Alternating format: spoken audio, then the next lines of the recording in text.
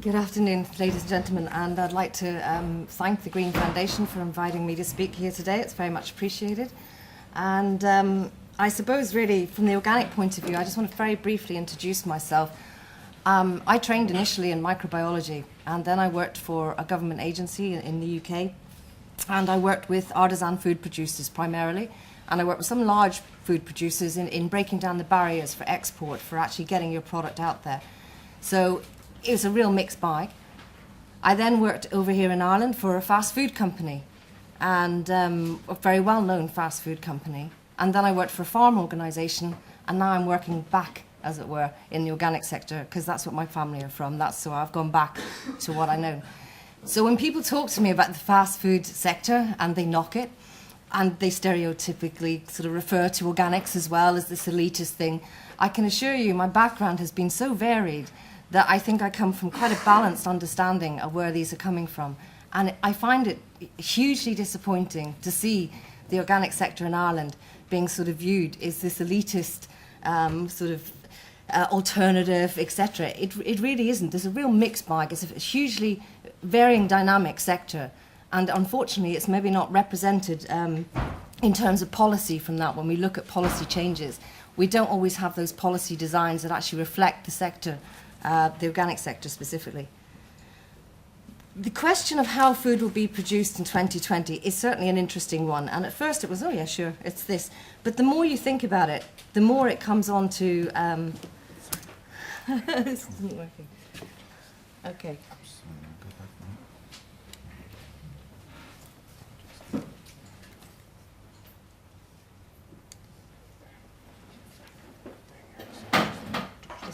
Okay, so apologies. So within the how food will be produced in 2020, it's an interesting question because it's easy to say, well, sure, it's the same as it is now. And am I being a cynic or am I being a realist? How much change is possible in 7 years? My car loan's paid off in 2020. I'm delighted about that. I mean, it is actually a very short period of time. And how serious are we really for actual change? Because what level of commitment are we really prepared to give? Do we actually want to change? Do we even need to change? Why mend something that isn't broken? Is it okay as it is? Sustainability has got to be the common thread when we look at the new policy. Because when I talk to people about how much change they want, the one thing that comes up is sustainability. It's possibly the most overused word on the planet at the moment. People talk about sustainable soap production, sustainable garden furniture production. It's almost like it's another S word, but it's just, that's it. It's just constantly used for everything. And so really, I wanted to look at what the different interpretation of what is sustainable actually is, and how people understand and what do they think constitutes sustainable production. And there's a common thread that runs through that again. And I have asked a lot of people about what they think on this subject. And it's interesting, actually, because I want to use a quote from someone no longer with us. And I hate using quotes, but I'm going to use it in this particular case. For our sole resource in the face of foreign competition, we must look to an economy of production which will carry with it the smallest possible expenditure on commercial fertilizers and increasing the fertility of soil. Robert Elliott, 1890. Clearly not from the Food Harvest 2020. It could be, though. And it seems to me that for 100-odd years we've been talking about this, and yet we don't seem to listen, or we don't want to listen, or it doesn't suit us to listen. And one thing, again, that runs through that in terms of reducing fertilizer and improving soil, what is the one key thing that all relates into? What key aspect? And that is fossil fuel dependency. So just to give you an example, it takes 1 ton, to make 1 ton of artificial fertilizer, it takes 108 cubic meters of fresh water. It emits 7 tons of carbon dioxide. It uses over a ton of oil or gas. So there's a huge issue here around the actual inputs that we're putting on our farm. Organic systems use typically 26% less energy to produce the same amount of food. They do take slightly more acres in which to do it. But for me, that is sustainability, is where you produce food under capacity. Not where you use inputs to produce food to increase your capacity, because that is not sustainable. And it's why agroecological approaches are being supported through the new Common Agricultural Policy. And if I can just put up, and I won't go on about the rural development program, I promise, but the 6 priorities under rural development, if you look at those and put reduce your fossil fuel dependency on the end of each of those sentences, knowledge transfer and innovation, reducing your fossil fuel dependency, restoring, preserving and enhancing ecosystems, fossil fuel dependency, types of agriculture, including farm viability. My neighbour, who's a conventional farmer and a very good farmer, he uses 30,000 euros worth of artificial fertiliser on his farm for 88 dairy cows. And that's quite normal. I don't go in and knock him or wave my flags, because I can see what he's doing it isn't wrong, it's not terrible. It's not what we support and not what we certify. He wouldn't be coming to us. But at the same time, how sustainable is he? And it really is a valid question that he needs to look at, because sustainability is economic as well. It has to be brought into the equation. Within the sort of sustainable criteria, we have under the greening, under Pillar 1 of the Common Agricultural Policy, that the payments are given to farmers. We have a 30% greening aspect to it. And also we have under Pillar 2, rural development that you've just seen, those new 6 priorities that we're going to use. And that's basically given Ireland 313 million euros plus whatever co-funding is going to come in from Europe, and that's not agreed yet, the levels of co-funding.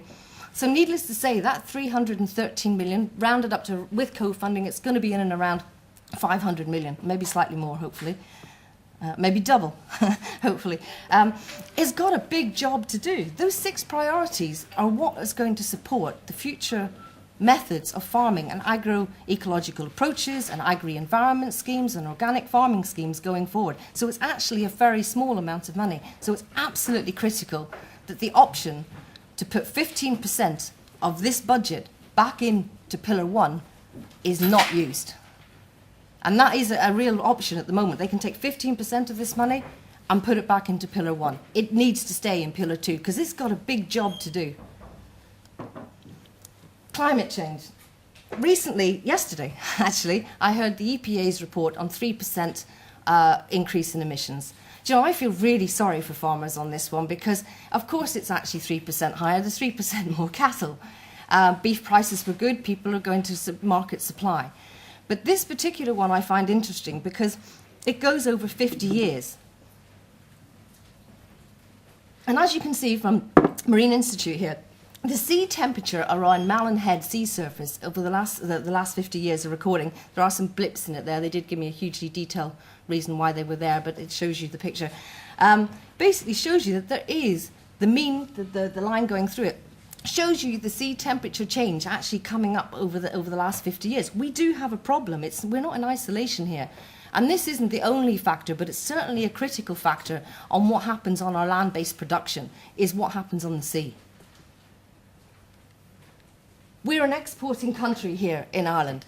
We would love to see more farmers' markets. They are needed. We need public procurement. We need green public procurement in this country. We need to have organic foods set in criteria for feeding hospitals and things like that. But we're also an exporting country, and we have to recognise that. We're the largest beef exporter in the EU, fourth largest globally. But one of the things that when we're looking at all this exports, we talk about our production system being very good, which it is, but it needs to be better, because one thing that we have as an export country is the transport part of our carbon footprint that's going to be attached to our products. And so it's not okay to just get it right, get the baseline right. We actually have to do more than that, because both organic and conventional farmers, we're going to suffer greatly on this if we don't actually do more now. And those CAP priorities that we looked at, those 6, they are the transition into a much greener, more sustainable economy, if we choose to read it as its true intention.